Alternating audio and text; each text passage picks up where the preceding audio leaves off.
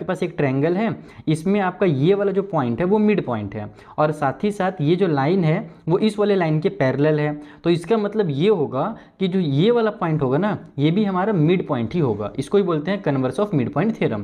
पहले क्या था कि हमको दोनों मिड पॉइंट दिए रहते थे, तो हम वहाँ से नियम ये बनाते थे कि अगर ये दोनों मिड पॉइंट हैं तो ये लाइन और ये लाइन आपस में पैरेलल होंगे और ये इसका आधा होगा, ये होता था मिड पॉइंट थ्योरम। और कन्वर्स में क्या कहा जाता है कि अगर हमारे पास ये पॉइंट, बस एक ठो पॉइंट को बोला गया है कि वो मिड पॉइंट है, दूसरे वाले को नहीं बोला गया है, लेकिन ये बता दिया है कि ये मिड पॉइंट है इस वाले साइड का, और ये जो लाइन बनी है वो इसके पैरेलल है, तो फिर यहाँ से ये निष्कर्ष निकलता है, ये कंक्लूजन निकलता है कि ये भी जो होगा वो हमारा मिड पॉइंट होगा। इसको ही बोलते हैं converse of midpoint theorem.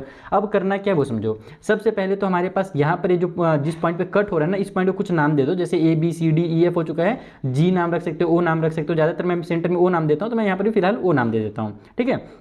तो अब देखो क्या होगा कि अगर हम लोग यहाँ पर इस ट्रायंगल का यूज़ करें, ये जो हमारा ट्रायंगल है जिसका नाम ए बी और डी है। अच्छा, ये चीज़ भी मैंने जो लिखा है वो भी समझा देता हूँ। सबसे पहले हमको बोला गया था कि ए बी और डी सी पैरेलल है, ट्रेपीजियम के ये दोनों पैरेलल साइड क्वेश्चन में ही दिया हुआ था।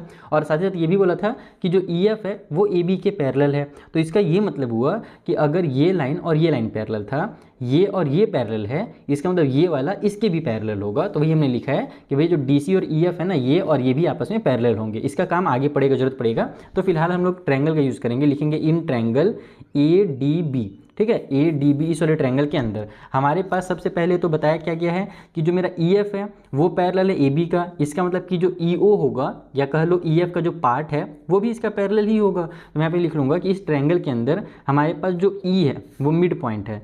E is mid point of ED, ठीक है। ED का मिड पॉइंट है। एंड साथ ही साथ हमको ये पता है कि जो EO है वो क्या है, पैरेलल है AB का। EO is parallel to AB।